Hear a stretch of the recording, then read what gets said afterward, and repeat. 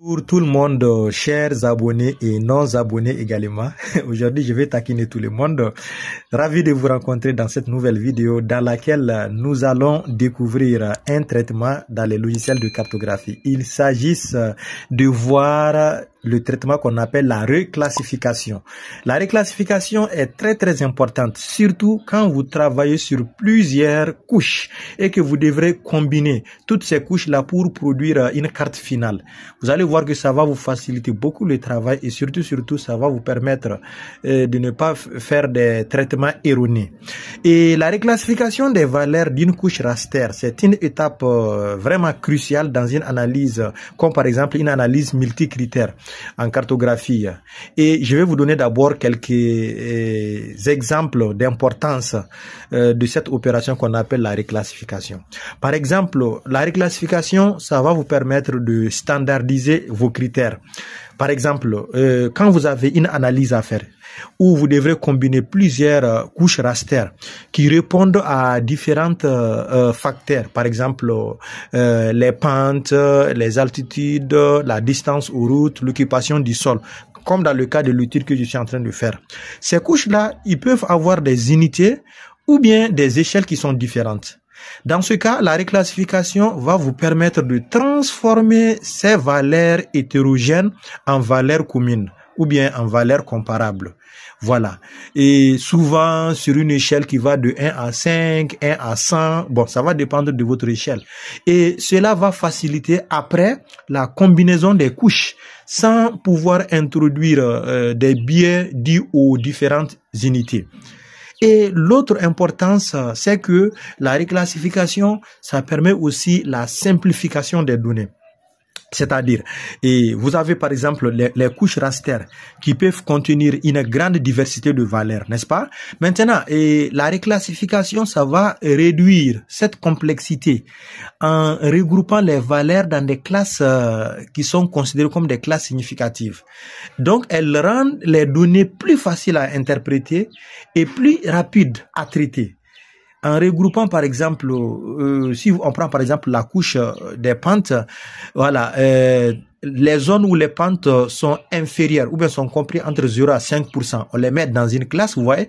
Là où les pentes sont comprises entre telle ou telle autre valeur, on les met dans une autre classe. Donc vous voyez qu'à la fin, vous allez simplifier vos données. Et une autre importance dans le domaine de l'application des préférences décisionnelles.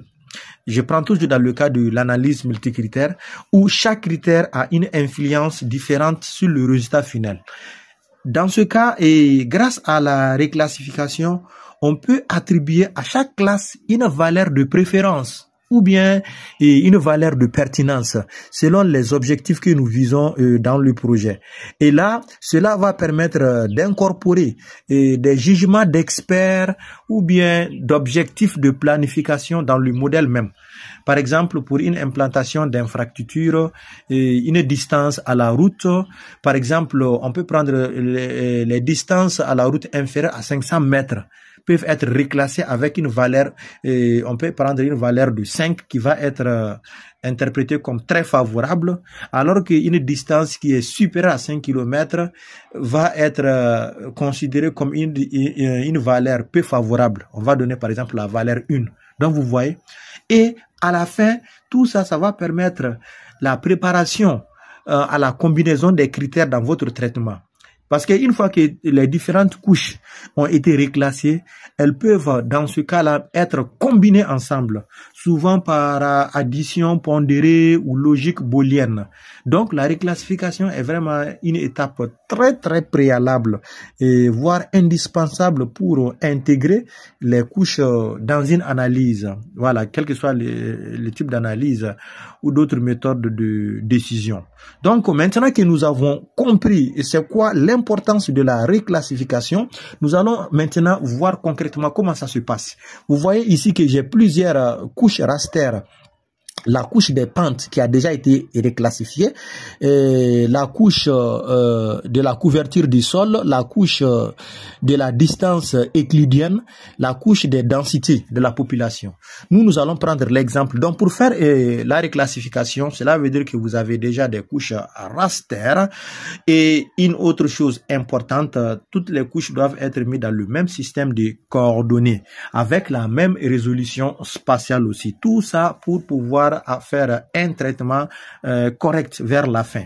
Donc, je vais prendre l'exemple ici sur les distances par rapport aux routes. J'ai fait un calcul qu'on appelle le calcul de la distance euclidienne. Donc, cette couche-là, vous allez dans votre Arc Toolbox.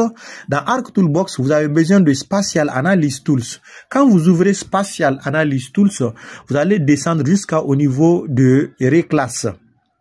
Voilà, Reclass. Et au niveau de Reclass, vous allez prendre Reclassify. Donc, Reclassify, c'est là-bas, vous allez cliquer dedans. Et vous allez avoir cette fenêtre qui va s'ouvrir devant vous. Et la fenêtre là est très facile à configurer. Dans un premier temps, vous allez ajouter votre couche raster. Nous, notre couche là, c'est distance par rapport aux routes, qu'on appelle finale distance euclidienne. Donc ici, dans un premier temps, nous allons reclassifier les valeurs anciennes comme il se présente ici. Vous voyez qu'ici, distance euclidienne, il y a la classe des distances 0 à 5 km, 5 km à 15 km et au-dessus. Donc on va reproduire ça rapidement d'abord. Donc, je clique ici. Au niveau des classes, je choisis 3 classes de valeurs. Bon, la méthode de classification, les cassures naturelles, je peux changer ça en manuel. Donc, je vais dire ici que ma première classe, ça c'est la classe des valeurs où les distances sont inférieures à 5 km.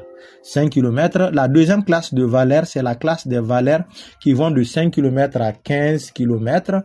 Et la dernière classe de valeurs, ça, ce sont les valeurs qui sont au-dessus de 15 km. Ça, ce sont les valeurs de mes classes anciennes. Je n'ai rien créé ici. Ce sont les valeurs des classes anciennes que j'ai reproduites ici.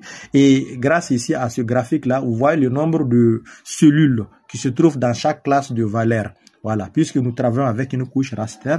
Donc, la couche raster, nous avons des cellules qui contiennent chacune une information.